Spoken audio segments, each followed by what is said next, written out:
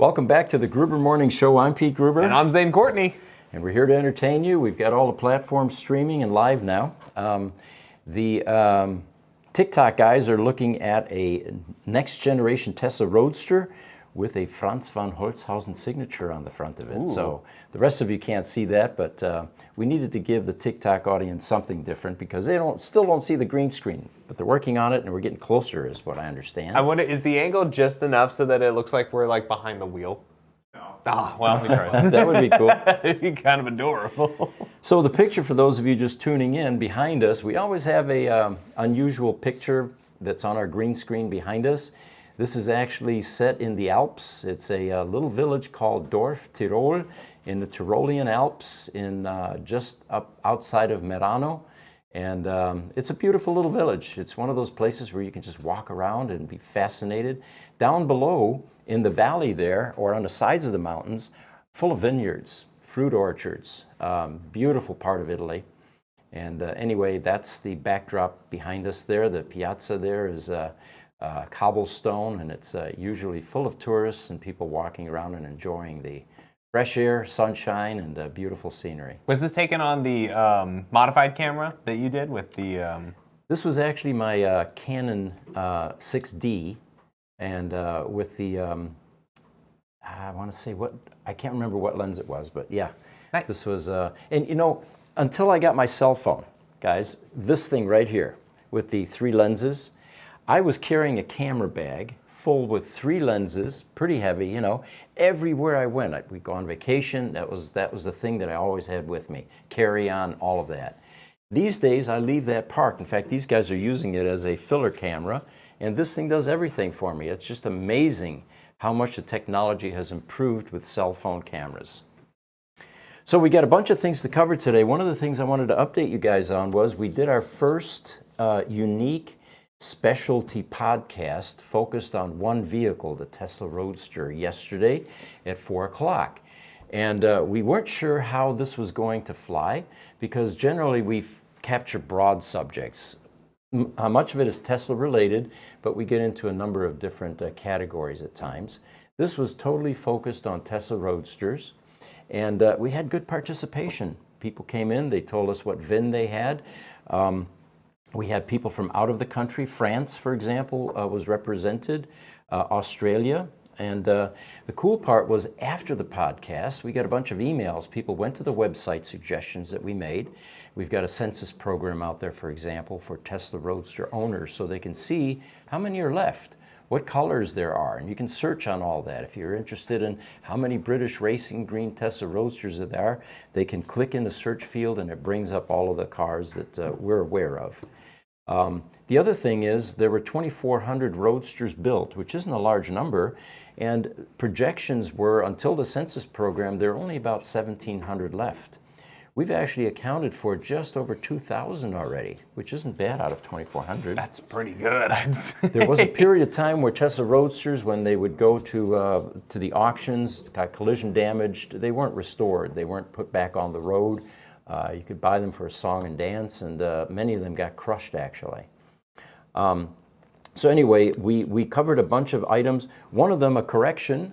Someone asked about the Tesla Roadster in outer space. And somebody, one of our audience members, commented and said VIN 529. I didn't realize he was referring to his Roadster. Oh. The actual Roadster in space. Oh, and then Mark said, well, it was nice of Elon to send VIN number 1 into outer space. And I corrected him later and I said, nah, he kept Founders number 1, realizing that was probably going to be worth something someday. Yeah.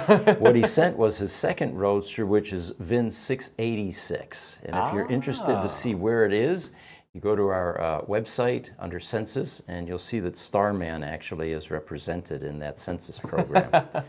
The car is bricked, sadly. The battery's dead. It hasn't been charged since September 25th, 2021. So there's no way that Roadster... You mean number 686? 686. I don't know if it'll be using it that much, to be fair. I don't think they're going to be able to drive it, even if they, if Intelligent Life Form decides that they want to take it off of that booster rocket and drive the car around somewhere. Once we get more EVs on a 48-volt system that you could potentially just jumpstart. That would be cool, yeah, yeah.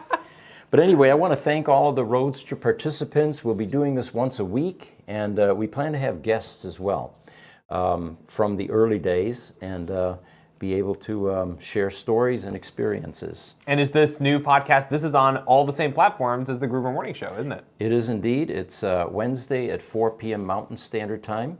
And yeah, so if you'd like to join us, there are no restrictions, of course, but we try to confine the questions to Roadster-related topics.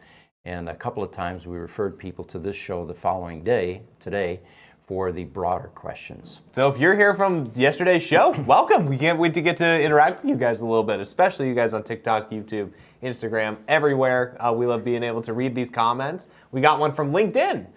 Bill G, need you back on AMC. Maybe a show about Tesla, but with a zombie co-host. Oh, AMC like The Walking Dead. Okay, well, you know, we've got Bob over there, who is the filler co-host. And since we've had co-hosts Mark and Zane, we haven't needed to bring Bob. I really just see myself show, as a filler for Bob. That's Oh, there you go. Yeah, that could be. I'm wearing Bob's shirt right now. I accidentally walked into the studio with a green shirt today. You have to be careful about clothing. You do. When you're doing green screen like this. Even a little medallion or something, suddenly you've got a hole through your body. Yeah, right. You know? Oh, that'd be so funny, actually.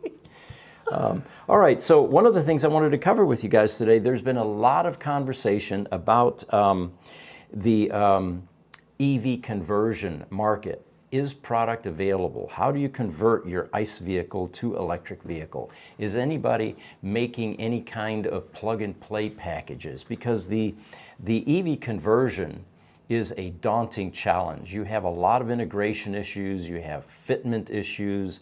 So it would be nice if there were people that were starting to focus on making a standard plug-and-play package.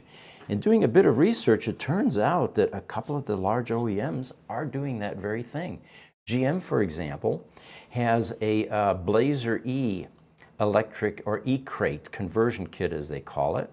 And what this allows a owner of a 1977 Chevy K5 Blazer to do is to convert it to electric. And what it does is, it takes the anemic ICE engine, which is 175 horsepower, 400 cubic inch V8, 3-speed automatic with fuel system and exhaust, and it replaces it with a 60 kilowatt hour battery pack and a 200 horsepower electric motor.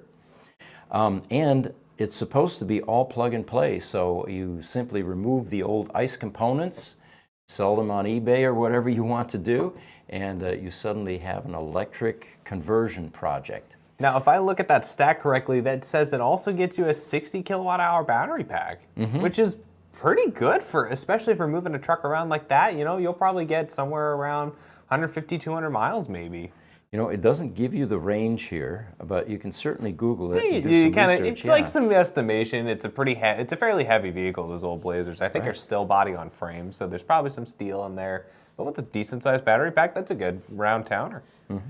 Now, they are also, of course, working on their Ultium battery platform, which is going to be used in the Corvette and a bunch of other GM vehicles. But the demand for this package, and this came out 3 years ago, by the way. I demand that. That's a gorgeous vehicle. They, yeah, there you go. It was minutes after they showed this E10 concept, customers started calling in and asking how soon they could get their EV project started. So, we like our big bricks that we like to drive. There's a rat rod you showed me a bit ago if you want to pull it up. But actually, that's a gorgeous, that's a great that's segue to that, because this is gorgeous. This is some gorgeous engineering, good cable management. It's efficient. It's beautiful. Cool. YouTube, Anthony Carriaga asks, what's the Tesla Roadster top speed? I drive a Lucid Air Grand Touring and I'm not too sure, but I don't think anything is as fast as that at the moment. Let me give you the backstory on the Tesla Roadster. It originally had a 2-speed Borg-Warner transmission. And they began to realize that with the amount of torque that these little 3-phase AC induction motors were putting out, they were burning up the clutch plates in the transmission. So they quickly pivoted and they moved to a single-speed transaxle, which was the only thing that could handle the amount of torque that this little electric motor put out. The downside was it affected top speed. The upside was your 0 to 60 was 3.7 or 3.9 seconds, extremely fast off the line, but top speed is limited to 130 miles an hour because you basically run out of RPM. Proof that EVs are quick, not fast. Yes, exactly. I'm going to pull this one up here, Pete. Sure. Because the new Roadster Look at that. is going to have 250 mile an hour plus. Jeepers. 250, that's into Bugatti territory. Look at that thing. Yeah. I'd race a Bugatti in that. And we have one sitting here, by the way. You can't see it, but it's right in front of us here, signed by Franz von Holzhausen. The guy's got that at the Peterson Auto Museum. Here's what we got to do, guys. Everybody that's watching this show, please get us to please get on Spotify so we can start monetizing on there. Get you, and that way we'd be able to get the money to get a Roadster so that we can have a life-size version of this one right here. I wonder if Sandy So will cool. take one of these new Roadsters and do the teardown. I mean, they're trying to get the Semi right now. Yeah. And you can go and support them right now by getting some stickers. They're having a sticker campaign to do that. Mm-hmm. So if we can get Sandy Monroe the Tesla Semi, I think it's only fair that Gruber Motors gets a Roadster. Well, there's a couple of teardown opportunities, and that would probably create an enormous amount of visibility. Everybody wants to see what's inside that new Tesla Roadster, or even the pickup truck, or the semi-truck. Well, you know, it's funny because we just excuse me, we just saw a photo. If we could go back to some of those Blazer photos, the one with the open bed that had the battery pack going in the back.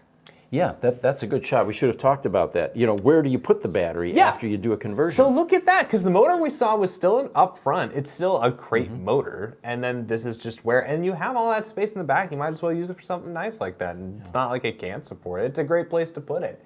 Nowadays, you see a lot of conversions in cars like this, but they're not as flat. I've seen them in, I actually saw a 19, let me if I remember right, it was like a 92 Land Rover Defender, I think, someone took. And made an EV, got some old Tesla cells, and just kind of stacked them up in the back and kind of, you know how they do, they balance it out. Essentially, you put some in the front, some in the back, kind of even it out.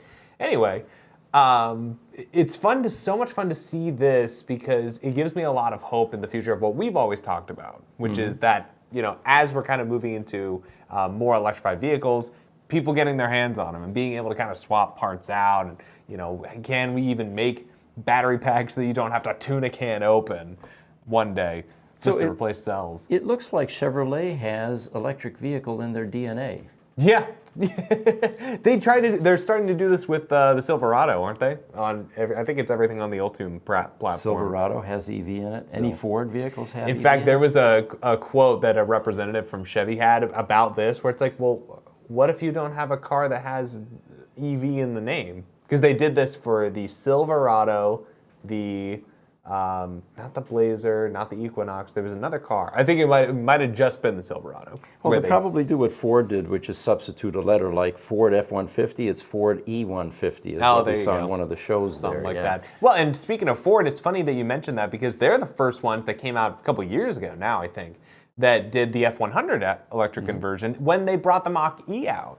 As a way to say, like, no, you can just buy this crate motor, and if you can source yourself some battery packs, you can do this yourself at home. I mean, it's obviously a little more complicated, but you can always pick up the crate motor and start these yourself. You know, we're in the early stages of this, but we'll be presenting quite a bit of information about EV conversion packages, and we'll have a lot more information for you within the next few months. We've got a bunch of questions we should probably get through. Well, and thank you guys for sending these in. Yeah, YouTube, Anthony Kariagi says, no way, that's absolutely insane and pretty revolutionary, referring to that earlier conversation about the Roadster, the two-speed transmission.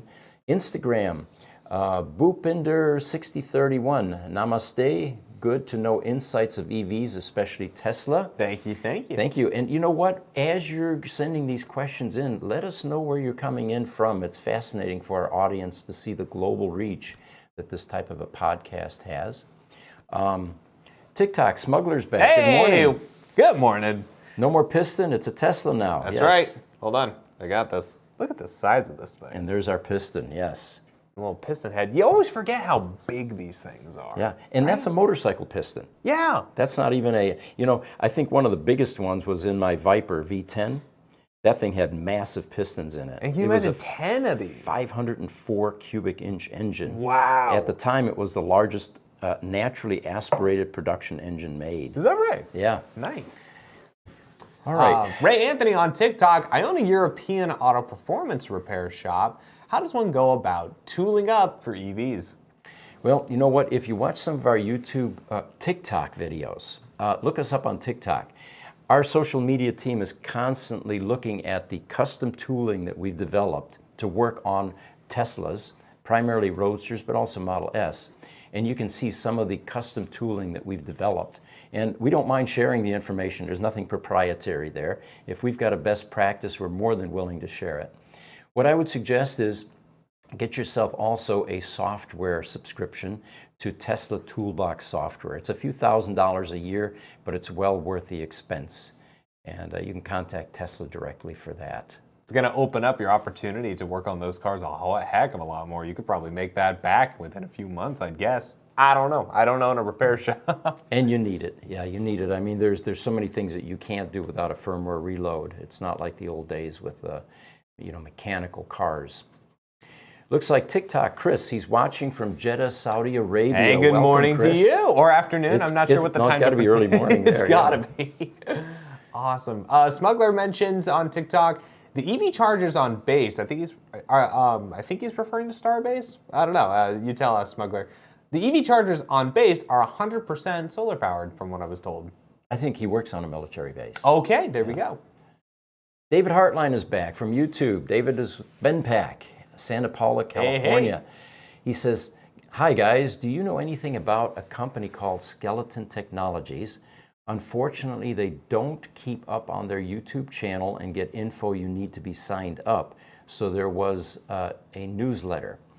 It seems like they're doing some amazing things. The problem is, with my limited knowledge of things, it seems amazing. Hey, that's just some humility talking, because I tell you what, I also have a significantly limited knowledge of things. But that's what keeps the wonder in the world, I think. We find that some of these smaller emerging companies don't have a lot of infrastructure. I've got one that whenever I call them, it takes me a couple, 3 days to get through to anyone, because they're very busy building their core business capability.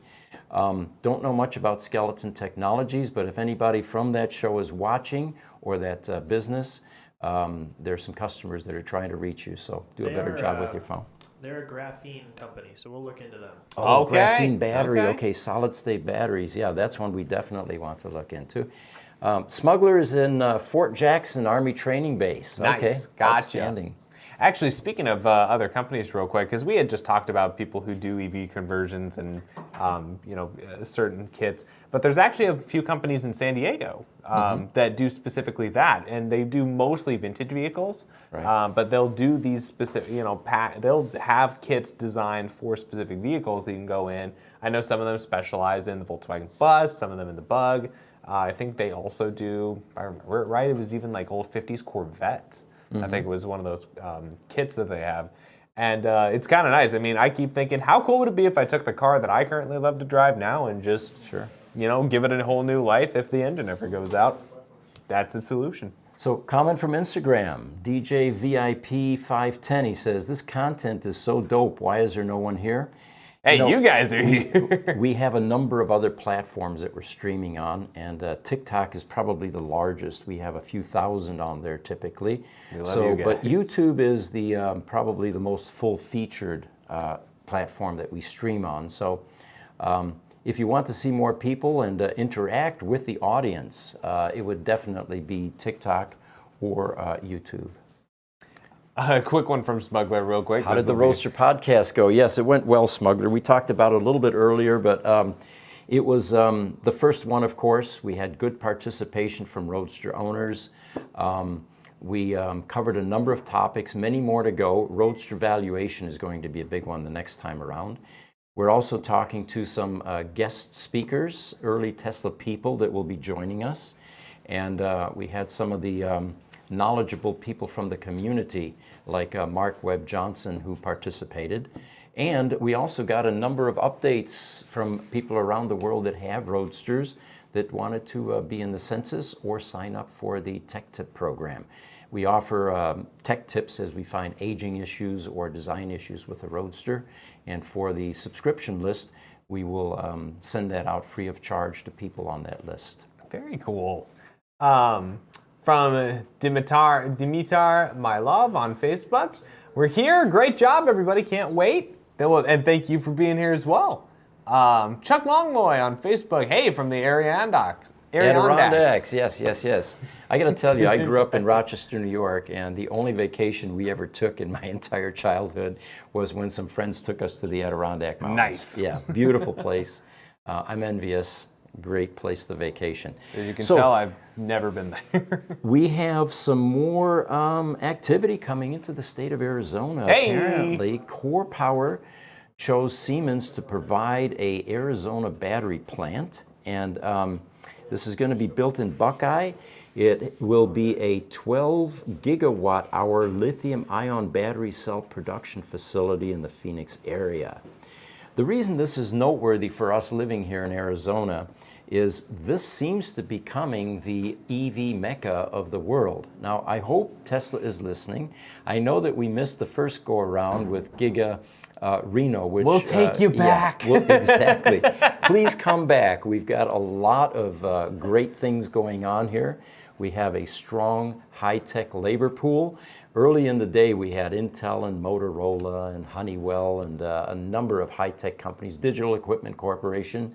Those people are still here, and they're available, and some of them have moved into the EV space now. So Samsung is coming back, right? Or who else is making the battery plant also? I think in the Buckeye area. TSMC. Oh, TSMC. Is a big one that's who it was. coming up Yep, north here, yep. yeah. One of our customers already. It doesn't take long for them to find us. Nope. And we're doing some critical power work for them already. So that's going to be one of the largest plants in the state of Arizona. You know, I keep making my prediction is that it could either be Arizona or it's going to be Nevada. That's going to be kind of the two big EV meccas. But it's kind of funny that it's all still here in the Southwest. So, hey, we'll take it. A lot of favorable things going on in a state like this. You have a low tax rate. You have wonderful weather. It's easy to attract labor here. You're not going to send them into the Four Seasons areas as easily as you would. People love to relocate to Arizona. I remember when I worked for Digital Equipment, their hub and headquarters was Maynard, Massachusetts, and all of the outlying states there. And people loved coming here and transplanting to work at the plants here. So easy, Very cool. Easy to find people. TikTok user 288990 sending us 4 hearts gifts. Thank you. Thank you. And Petra from Malaysia's here. Hey! Petra from Malaysia. Hello, everyone. TikTok. And YouTube, Grace Hopper's Crunch. Hey, welcome back. He says, Mazda RX-8 conversion, waiting here in Newport Beach, California. No rush, but any information would be appreciated. Well, if you're in Newport, check out some of those companies in San Diego. I know there's a couple that they'll probably have some stuff for you. Yeah. And, you know, like I said earlier, we are also, we've been avoiding it, getting into that EV conversion market, but it looks like it's going to be unavoidable at this point. And we're in the early stages of investigating the products available, qualifying the vendors, and taking a look to see how much R&D will be required to integrate into vehicles like this. You would think it would just be as easy as, why not? You got a battery and a motor and you plug and chug. You would think that it'd be that easy, but yeah, it is a little more complicated. In fact, Jerry Rig Everything, great channel, has been building an electric Hummer.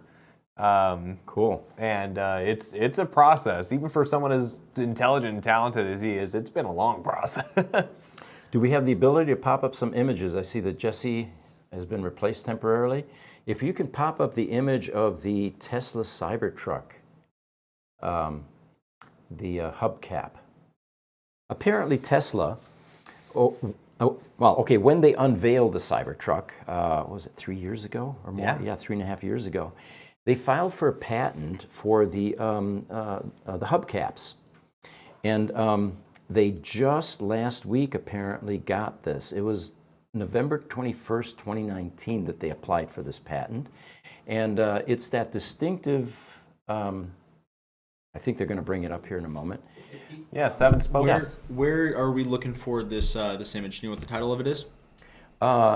If you do a review of the images in the folder, I don't remember the title. If not, it's fine. I mean, if chances are good that our viewers know the Cybertruck well enough, they think of that wheel, that almost Spider-Man logo wheel that's basically webbed fingers. So apparently there are 2 versions. Some of the Cybertruck pictures have been spotted without these wheel covers showing the V-spoke wheels inside, and then others have this unique patented item. So anyway, they have their patent, and of course the real question here is, when will this finally come out? And also, it'd be kind of cool, what if they just used the same hubcaps on pretty much all the other Teslas? Because they already have aero wheels for the Model 3 and the Model Y, and they look all right, but a lot of people end up just taking them off. You know, maybe they'll slap them back on for a road trip or whatever, but I think they look all right. But a lot of people just take them off because they like those V-spokes underneath. It's kind of funny. So maybe we'll see a lot more of that with the Cybertruck as well. Sure, sure. Trucker Alistair on YouTube. Hey guys, good morning. Good to see you. He's from Dallas, Texas. On the last podcast, you talked about Teslas without dealerships. In 1986, I saw in Germany in a big store on the 4th floor on display the Ford Sierra. Oh, really? Okay. So I think it goes back to just having them, you know, places like malls. You know, mall culture, I've been aware, is like, it's not what it was in the 90s or even 80s. Mall culture is a little bit different today, but it's still there, and so it's a really good place to be able to see this kind of tech. Very cool. Yeah. What was the image you were requesting? I don't see anything in the folder for Cybertruck. Is it an older show, maybe? I might have not put it in there. Okay, okay. Maybe from the last show. Yeah. I've got it on my screen here, but I can't transfer it. So it looks like Bumper on Instagram, or BHUP Inder. Bhupinder, I think. B Hupinder 6031. Please start a series on EVs covering stage by stage architecture. Hey. You know, when we get to the point cool where we're idea. doing ICE to EV conversions, of course our social media team is going to be all over that, and we'll do a step-by-step procedure. One of the first ones that I think we're going to end up doing is a car that I've owned for 30 years now. I've got a 1971 Plymouth Barracuda. It had an anemic 318 8-cylinder engine in it. Oh, yeah. And it blew up 28 years ago or so. And it's been sitting in one of our garages now ever since. We were going to put a massive elephant motor in it, you know, the big Hemi, Oh, sure. 524 cubic inch or whatever it is. Yeah. But that's no longer the plan. Ah. I think an EV conversion would be much better suited. It for does this seem car. more on brand. I got a buddy who's actually trying to restore a 70-something Barracuda. It might even be a 71. Yeah. TikTok user 288990. He loves Teslas. Any thoughts on Fisker Karma Solar vehicles? You know, we don't see those. We don't get anything like that in our service center. The Fisker Ocean isn't even out as far as I'm concerned. But any solar vehicle is intriguing and definitely in line with our mission to go to sustainable energy and to emission-free transportation. If nothing else, they're the perfect car for Arizona because we have lots of sun. It'd be a waste to not use it. TikTok, Viggy ST. I want to come tour your shop, but I'm out of state. Well, if you're here, stop by. We give tours literally daily. In the meantime, if you go to our YouTube channel, we've got this cool mini drone video where you'll be able to see inside the shop and what's going on. Gruber Motors on YouTube, and you can see that video. I have that picture, Pete, when you're ready. Oh, there we go. Oh, you do? Yeah. Let's pop it up. I'm telling you, I actually kind of like the idea of throwing these bad boys on some other car. You know, we've always talked about this. Like, why don't we have aero wheels on all cars if they make that much of a difference? Well, anyway, this is the that patented wheel that's going to be on the Cybertruck, and yeah, it's a hubcap. I mean, I'm not excited about it. Yeah, it's a hubcap. Although it is kind of fun the way it kind of squares off into the tire a little bit. Yeah. That's kind of You know, fun. I wonder if it has the same amount of segments as a Tesla Roadster. Doesn't say what kind of brand tires those are either. Yeah. Wonder if maybe they're those ain't Chicosco Michelins. I don't TikTok think. question, Mike Conkers asking, have you guys touched or dissected any Chinese EVs out there? If yes, an opinion how far they are from Teslas. You know, the guy that does the teardowns is Sandy Munro's team. And I don't think I've seen any content where they tear down Chinese vehicles. They haven't gotten a BYD yet or anything like that? I thought so. I don't know for sure, Oh, but we'll have to double that check. would be the place to check is Sandy Munro's YouTube channel to see if he's done any teardowns on the Chinese EVs. And you know, it's funny, that's a great segue. I was just listening to a podcast with Corey Burton, the president of Munro Live. Fantastic, genius guy. He seems like a really cool guy to get in touch with. But he was talking about Tesla a little bit and just some of the intelligent ways they've gone about the business and things like that. But, you know, it's not likely that they should actually consider even making something like a Model 2. And he talked a little bit about why that is. It was a great podcast. Be sure to find it on YouTube. I'll see if I can find a link. And he talked about that because that's a good segue into another segment that we've got on Tesla. And a comment here from Vicky about Tesla build quality. Is it as bad as people say it is? You know, it's I have an opinion on that, and we did a video a year or so ago where I'm standing outside a Tesla repair shop here in Tempe, and my comment was, if you're expecting perfect body fitment, perfect paint, perfect interior, you need to go buy a German car. They have had decades perfecting their quality control processes. In my opinion, any of these new EV manufacturers are going to struggle with these kinds of nitpicky perfection issues in a vehicle because they haven't had decades of experience to hone and develop their production processes. It's no secret that Tesla has had paint problems and gaps in the panels and on and on.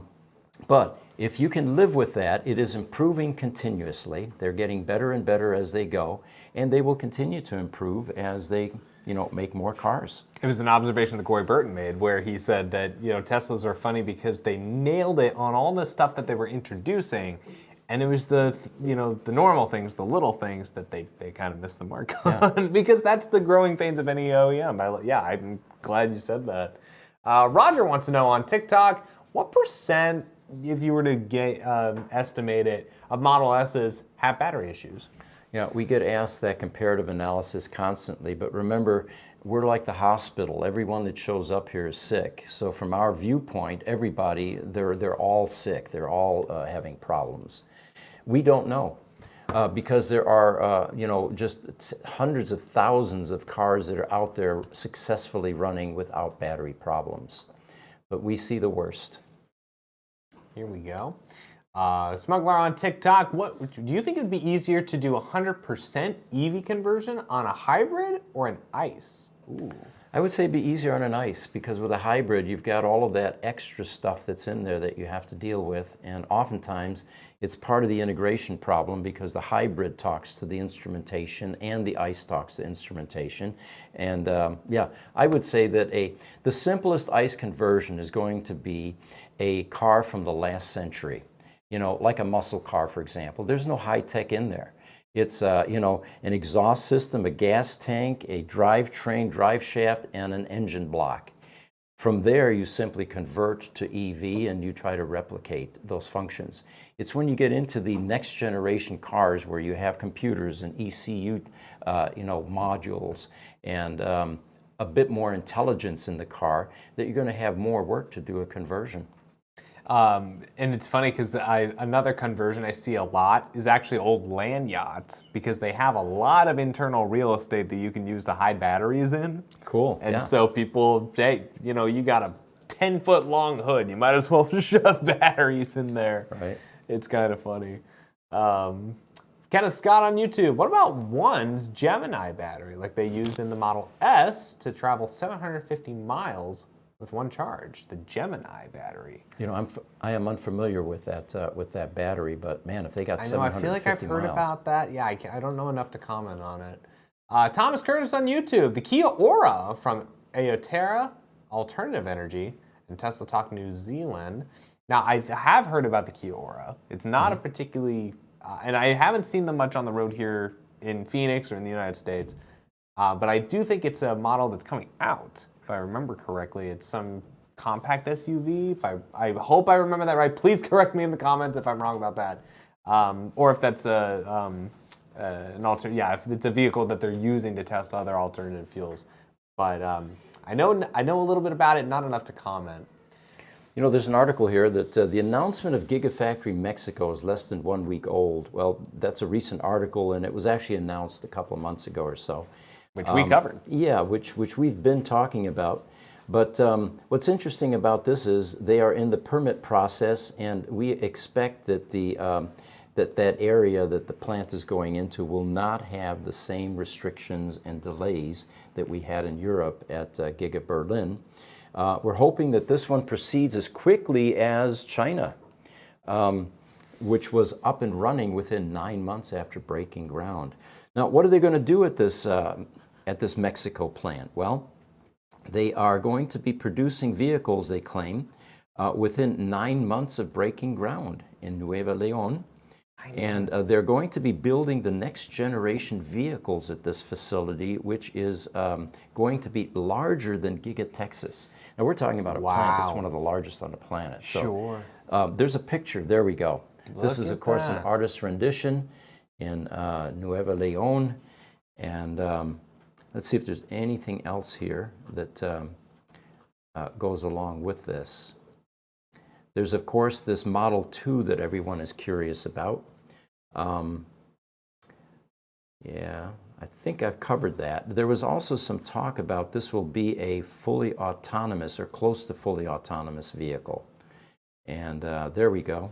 It's probably going to be something, and I'll definitely have to find the Corey Burton interview because he talked about kind of what his suggestions of what the Model 2 could be, but it actually doesn't look like it would be a particularly profitable car.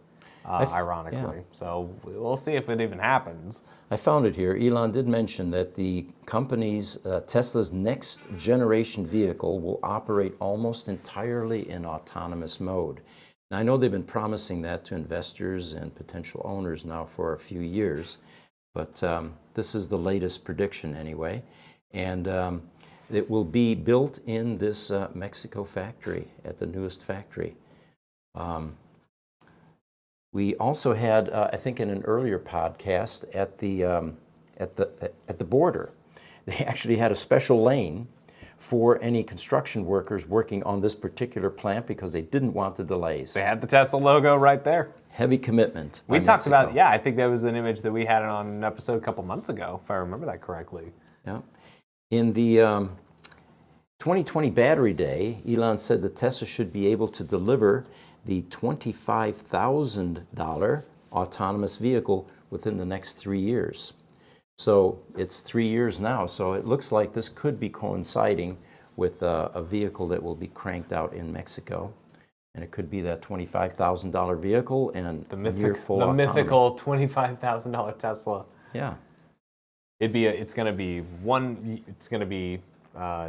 barely any seating. It's going to be a 2-seater, 1 motor, 2-door. Mm-hmm. It's going to be a tiny little thing.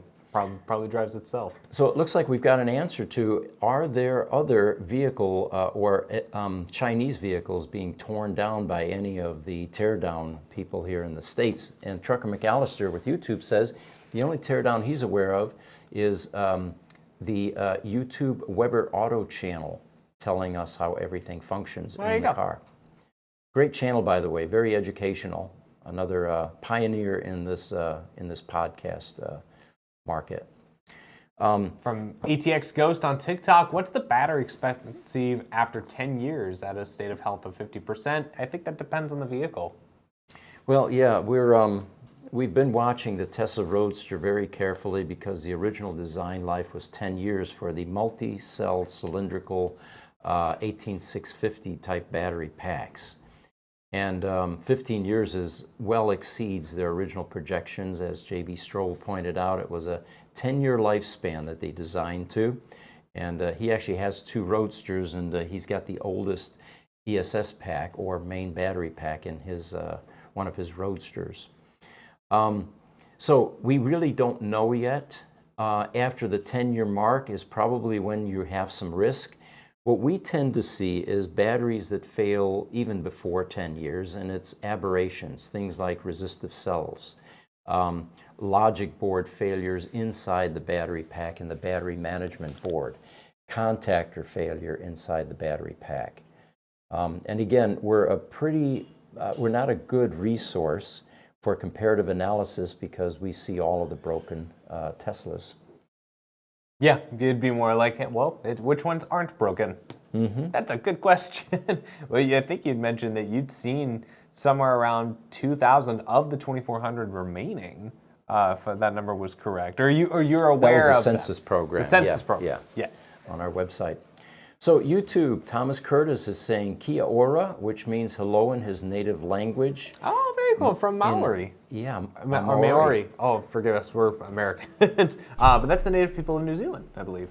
It is. Yeah, no, he had said Kia ora, and we had said, oh, I think I know that. That's a car that's coming out. And so he's correcting us. He's saying, no, Kia ora is hello in my native language. Oh! Yeah. Oh, gotcha. Oh my gosh, that's so fun. It would be a cool name for the car, though, if you think about it. Yeah, Kia. Hello. Kia ora, yeah, why not? We just made it for you. Well, thank you, Thomas, for sharing. Appreciate it. And thank you for visiting us from New Zealand.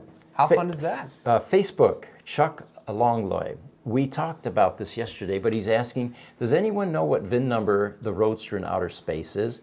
He is from Great Sacandaga Lake. Ooh, I wonder where that's at. That sounds like it'd be north. He's going to update us, I'll bet. All right. So Mark, who was co-hosting with me yesterday, thought it was Elon's VIN number 1. He's got Founders number 1. Mark Eberhard has Founders number 2. Those are probably going to be very collectible cars. So Elon, of course, had more than one Roadster, which no surprise there. But what he sent into outer space was one that he didn't care for as much, apparently. It was VIN 686.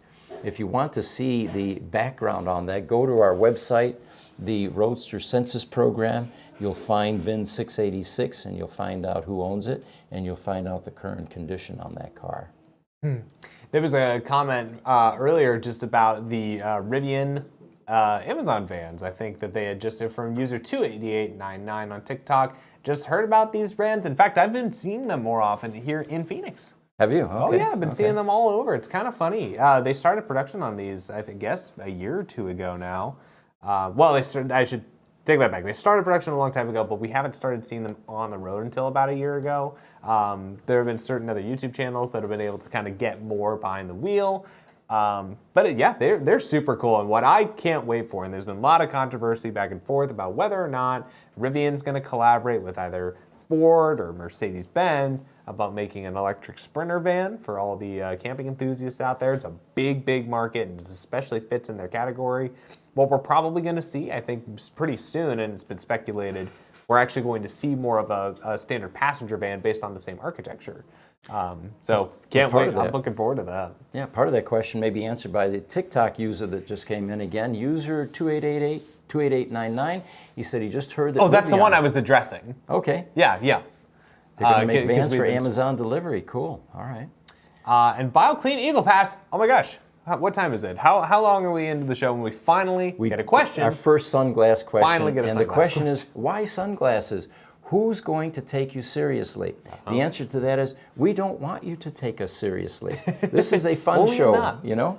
Just a little bit enough. We're here to tell you about the news that we found, but hey. And then, of course, our Everybody's advice got their always is watch some Blues Brothers movies and put on your own sunglasses, watch our show, and it might reveal to you why we're doing this. I think we're going to need to get a bell. You know, every single time we get a sunglass question, we'll just be back here ringing it. Oh my God! And we can start counting You know, the number chime. of rings and Exactly. give prizes, you know, for the 100th question. Yeah, cool. So Ford apparently slashed prices in China for the Mach-E, almost $6,000. It was done in their currency, of course. The old Tesla discount wagon's begun. Yeah, but the discount is only valid until the end of April, so if you're going to buy a Mach-E in China, you got to do it now and get in there and take advantage of that price decrease. It is funny that they were able to do that because, you know, in America at least, the Mach-E sold okay. Yeah. It sold okay. You see them around. But in China, it's kind of funny because they're just like, all right, well, we've got the Tesla factory here. We might as well keep churning those out. Oh, and we already, you'd say, might as well make some Mach-E's. Yeah. For those of you around in the 60s in the last century, the 63, 64, 65 Mustangs don't look anything like the Mach-E, as you probably know. There's It's been much controversy more that bloated. Right. It's controversial because whether or not you should even call it a Mustang. Yeah, it's got the badge. God. You know, Dodge did that. Yeah. 20 years ago or so, they came out with a Dodge Charger. I happened to own at that time, a 68 Dodge Charger. You know, the Coke bottle design. Oh, yeah. It had a 6-pack hood on it, black, chrome wheels. It looked like a muscle car. Yeah. Then they came out with this 4-door grocery getter sedan Charger. You're like, I created a meme. I had a picture of my Charger and their Charger, and the meme basically said, look, Dodge, if you're going to reinvent a brand, let's do it right, you know? They eventually did get it right, though, and they improved. The Challenger came out. It was a much better design, and it actually had some of those original styling cues. But that first version, I mean, it was a joke. It was a bloated 4-door grocery getter. And I'm calling out all you OEMs because none of you are out of the fire yet, because everybody's been doing this. They're all making bloated 4-door SUVs because that's what sells. Even Ferrari's getting in on it. Yeah. It's what people want, I guess. Or the 4-door Corvette. What the heck is that all about? You know, or a Corvette SUV, or a Corvette hybrid. I mean, Why the Corvette? Yeah. Yep. And I'll say it again, the Camaro would have been a better choice. It's a box that fits more people, that would have been a cool 4-door. But no, we had to ruin the Corvette instead. Thanks for coming to Gruber Motors, where we get to rant about Corvette. So you guys want to throw an image up there? I've got a picture of the Superchargers in Europe. And man, there are a lot of them. That is dense. Yeah, take a look at that. You ever seen the comparative map? It's like this, but with McDonald's in the U.S. No, that's probably a blur. Also isn't it? extremely dense. It's all it's monochromatic. Yeah, I would imagine. Or Starbucks. I mean, God, they probably blanket. Actually, everything. I think Subways outnumber both of them. Funny enough. Yeah. A little random fact of the day for you, but that's awesome. Look at that. Look how dense it is. You notice it's specifically. It looks like obviously in London, you get a lot there. France, Spain, and then just down there, you have pretty much all of France, Spain, Italy, all those guys, and of course, our friends in Scandinavia. And if you notice, they don't go east very far. You can see Ukraine there. I don't see one in Ukraine, which is probably a very good reason for that at this point. I think the Russians would probably blow it up, considering it's infrastructure. It's a little early to say the least to get those on those lines. But for now, I mean, Europe has been a big market for Teslas and EVs for a long time. They've been much more aggressive, I think, than the U.S. when it comes to implementing certain infrastructures and things like that. So yeah, it is a dense map for what it is. I think Smuggler was trying to help us come up with a response to the sunglass question, and he says, I couldn't think of a response I hadn't already said before. And he came up with some good ones. I think one of the best ones was, are you guys hungover this morning? But again, I've said this before, my favorite one was when we were doing lots of videos with sunglasses, somebody chimed in and said, he sure moves fast for a blind man. People Smuggler are funny. Says, I didn't think of Blues Brothers. They are the Lost Blues Brothers twins. Yeah, we're the rebooted franchise version of the Blues Brothers. Pete, I'm going to pull up the U.S. Supercharger so you guys can get a... Oh, here we go, yeah. Please. Hey, a little side-by-side. Just so you guys know, too, it says on their website they're over 40,000. What we're just looking at on that screenshot you had for Europe was only about 1,000. Just about 1,000. So we got 4,000 in the U.S., and now they're beginning to monetize by opening them up to other EV So this is the U.S. brands. So I wonder, so what's the gray one there? It says it up in I don't want to diss on the sunglasses. Destination Charger. I see. So the red are the Superchargers, the others are destination chargers, but still there's a charging infrastructure. It is fascinating how many Superchargers are specifically. And the best part when you're doing trip planning, and you can do this with voice, just say, where are the charging locations? Here's my destination. And it will actually create a map for you with the amount of mileage you'll have when you get to the Supercharger. AI in these cars is pretty powerful. I know Tesla's is most well known for doing that they do their route planning based on whatever chargers you'll need. They calculate all that. There's also a better route planner and charge point apps that a lot of EV users use, even if they have a Tesla, but mostly non-Tesla users have specifically to track those road trips and things like that. There's Europe. Look at that. They have a lot more destination chargers. They do, yeah. Destination, yeah. Charging, but they're literally. Well, there's a lot of destinations in Europe. You know, we're going to be there in May, and my wife is seriously thinking, July, is seriously thinking about renting a Tesla. There you Probably go. get a Model 3. Yeah, I think you can. Yeah, we may just do that.